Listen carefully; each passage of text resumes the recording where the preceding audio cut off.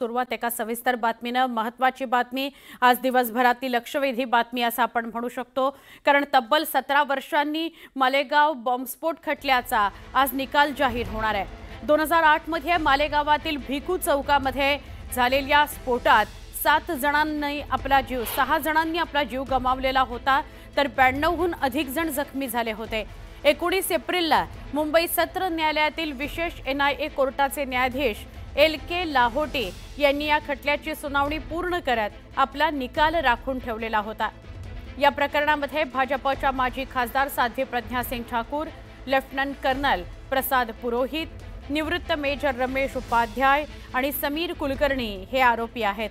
या आरोपींविरोधात IPC कलम विस्फोटक कायदा, शस्त्रास्त्र कायदा, दहशतवाद विरोधी कायदा आणि UAP अंतर्गत खटला चालवण्यात आलेला आहे।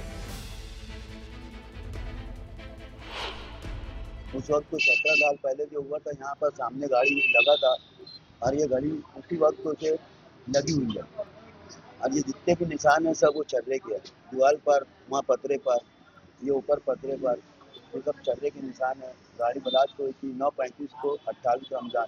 बस अपन तो यही चाहेंगे कि इंसाफ सही हो और कुछ नहीं, दूसरा हमसे कोई मतलब नहीं है।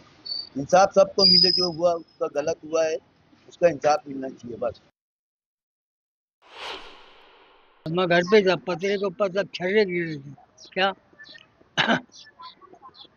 तो आपकी बच्ची कितने साल की थी? 10 साल की थी मेरी बच्ची, 5वीं क्लास पढ़ती थी वो। फरीन शेख लियाकत नाम था उसका। तो उसमें क्या हुआ ब्लास्ट में? मेरी बच्ची शहीद हुई है। तो अभी उसका फैसला आने वाला है, क्या उम्मीद करते हैं? हमको कोर्ट यही उम्मीद है कि उनको सजा मिलनी होगी। हेमंत करकरे साहब ने जितने को पकड़े हैं उनको सजा मिलनी होगी। आमचे प्रतिनिधी प्रशांत बाग यांच्याशी बोलूया। प्रशांत, 17 वर्ष लोटलेली आहेत। या 17 वर्षांमध्ये खूप साऱ्या घडामोडी मालेगाव ब्लास्ट संदर्भातल्या घडल्या, वेगवेगळे आरोप, वेगवेगळी उदाहरणं समोर आली। या माध्यमातून काय सांगाल, आज महत्त्वाचा दिवस आहे? स्वर्ण खरं आपल्या देशामध्ये सगळ्यात जास्त कालावधी चाललेला खटला म्हणून ज्या खटल्यांकडे बघितलं जातं त्यातला एक प्रमुख खटला म्हणजे मालेगाव ब्लास्ट खटला 2008चा। या खटल्याच्या तपासामध्ये अनेक वेगवेगळ्या प्रकारचे ट्विस्ट समोर आले होते। म्हणजे आपल्याला माहिती की 2008ला ज्यावेळेचा ब्लास्ट बडा मस्जिदच्या बाहेर झाला होता आणि त्यानंतर जे आरोपी अटक करण्यात सुरुवातीला ते निर्दोष आहे अशा प्रकारचं सगळं समोर आल्यामुळे त्यांना सोडण्यात आलं आणि त्यानंतर पुन्हा ज्या आरोपींना हेमंत करकरे यांनी तपास हाती घेतल्यानंतर अटक करण्यात आली त्या आरोपींच्या भवितव्याचा फैसला आज होणार आहे। खरं तर 2011 पर्यंत राष्ट्रीय तपास यंत्रणेनं ATSच्या तपासावरच प्रश्नचिन्ह उपस्थित करत हा सगळा तपास स्वतःकडे घेतला होता। याच्यामध्ये आतापर्यंत अनेक वेगवेगळ्या प्रकारचे साक्षी पुरावे, जबाब, तांत्रिक पुरावे, विश्लेषण याचं खूप मोठं तपासणी या सुनावणी दरम्यान झालंय। न्यायमूर्ती AK लाहोटी जे विशेष NIA कोर्टाचे न्यायाधीश आहे यांचं निकाल वाचन जे आहे ते अंतिम झाल्यामुळे आज अखेर निकालाची तारीख आहे। सकाळी 10:30 वाजता या खटल्याचा निकाल लागणार। या दरम्यान बऱ्याच मोठ्या घडामोडी घडल्या। म्हणजे या सगळ्या साक्षी पुरावे, कोर्टात झालेल्या सुनावणी या दरम्यान साध्वी प्रज्ञा सिंह जी आरोपी आहे त्या प्रज्ञा सिंह यांच्या विरोधामध्ये अनेक वेगळ्या प्रकारचे पुरावे समोर आले। जामिनावर सुटल्यानंतर प्रज्ञा सिंह या खासदार म्हणून सुद्धा निवडून आल्या आणि त्यानंतर आता सध्या जरी माजी खासदार असल्या तरीही या पूर्ण खटल्याच्या माध्यमातून अनेक वेगवेगळ्या प्रकारचे प्रश्न सुद्धा उपस्थित झाले होते। आता खटल्याच्या साक्षी पुराव्यांचा तांत्रिक जर का अभ्यास केला तर सगळ्या आरोपींनी आम्ही निर्दोष असल्याचा दावा केलेला आहे। खरं तर 13 मे 2016ला याचं आरोपपत्र दाखवलं होतं। NIAने मकोका अंतर्गत जे आरोप रद्द केले होते आणि ATSनं ज्या पद्धतीने संघटित गुन्हेगारी कायद्याचा वापर केला तो अत्यंत प्रश्नास्पद आणि संशयास्पद होता। हा NIAचा 2016चा शेरा हा या खटल्याच्या निकालामध्ये कलाटणी देणारा ठरू शकतो। हा सगळ्यात महत्वाचा मुद्दा आज निकालपत्रामध्ये आपल्याला स्पष्ट होऊ शकतो। ATSच्या तपासामध्ये हेमंत करकरे हे तत्कालीन ATSचे प्रमुख होते आणि त्यांनी केलेल्या तपासामध्ये अनेक गंभीर त्रुटी होत्या। अनेक वेगवेगळ्या प्रकारचे त्यांनी म्हणजे 7 जणांविरुद्ध त्यात 2 वॉन्टेड आरोपी होते, कल्पांद्रा आणि संदीप डांगरे यांच्याविरुद्ध पुरावे अस्तित्वात होते पण ते सुद्धा या ठिकाणी पकडण्यात आले नाही।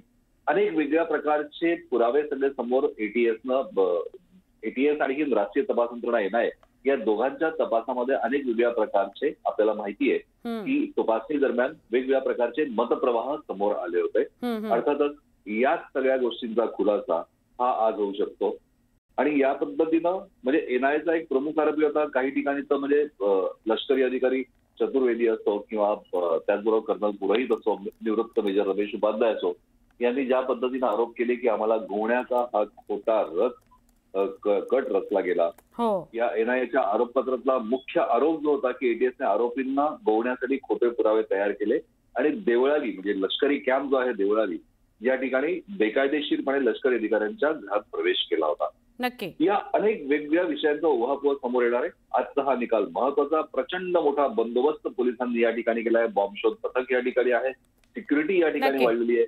आणि मुंबई सत्र न्यायालयातील विशेष एनआयए कोर्टात 10:30 वाजता न्यायमूर्ती A. लाहोटी निकालपत्राचं अंतिम वाचन करणार. सुवर्णा.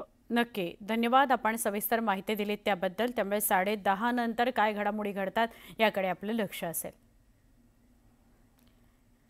आता एक मोठी आणि महत्त्वाची बातमी. अमेरिकेनं आता भारताला आणखी एक मोठा धक्का दिलाय. अमेरिकेनं भारतावर 25% टॅरिफ लावलेला आहे. अमेरिकेचे राष्ट्राध्यक्ष डोनाल्ड ट्रम्प यांनी त्यांच्या सोशल मीडियावरून याची घोषणा केलेली आहे. येत्या 1 ऑगस्टपासून या नव्या निर्णयाची अंमलबजावणी होणार आहे.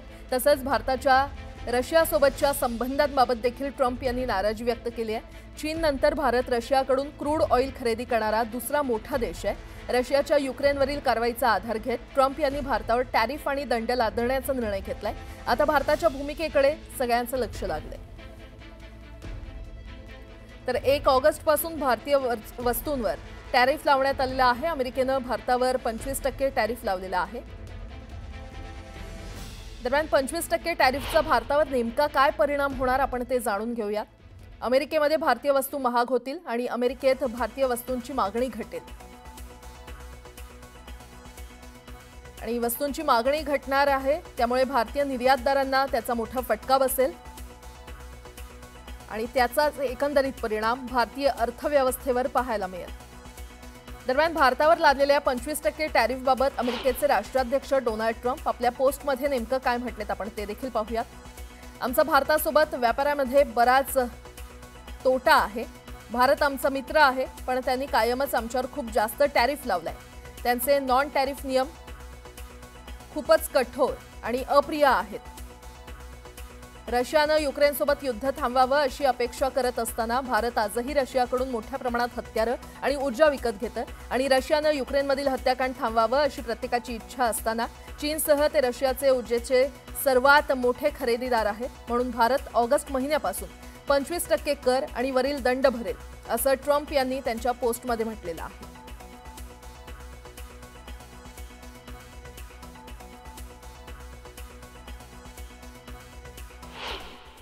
डोनाल्ड ट्रम्प राष्ट्राध्यक्ष बनल्यापासून त्यांची कार्य करण्याची पद्धत जर आपण पाहिली तर ते मोठमोठ्या घोषणा करतात आणि त्यानंतर त्यावरनं घुमजाव पण करतात.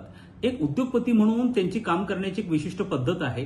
ते प्रामुख्याने अशा प्रकारचा दबाव टाकतात आणि दबाव टाकल्यानंतर ते आपला जो प्रतिस्पर्धी आहे त्याला चर्चेसाठी, सौदेबाजी करण्यासाठी, बार्गेनिंग करण्यासाठी तयार करतात. त्यामुळे मला असं वाटतं की हा भारत आणि अमेरिका ह्या दोघांमध्ये पण त्यांची व्यापारी मंडळं गेल्या 1.5 महिन्यांपासून चर्चा करतात. यामध्ये कृषी क्षेत्र एक असं क्षेत्र आहे ज्यामध्ये भारत कोणत्याही प्रकारचं कॉम्प्रोमाइज करणार नाही किंवा टेरिफ कमी करणार नाही याची कल्पना डोनाल्ड ट्रम्पला आहे. त्यामुळे कुठेतरी भारतावरती दबाव टाकणं, त्याचप्रमाणे भारत आणि इंग्लंड यांच्या दरम्यान नुकतंच जो मुक्त व्यापार करार झालेला आहे तो एक पद्धतीने डॉलरला दिला गेलेला शह आहे. कारण हा जो मुक्त व्यापार करार आहे भारत आणि इंग्लंड मधला तो पाऊंडमध्ये होणार आहे. त्यामुळे कुठेतरी भारताला इंग्लंडची मोठी मार्केट मिळेल, युरोपचं मार्केट मिळेल आणि याचंही कुठेतरी शल्य हे डोनाल्ड ट्रम्प यांना आहे.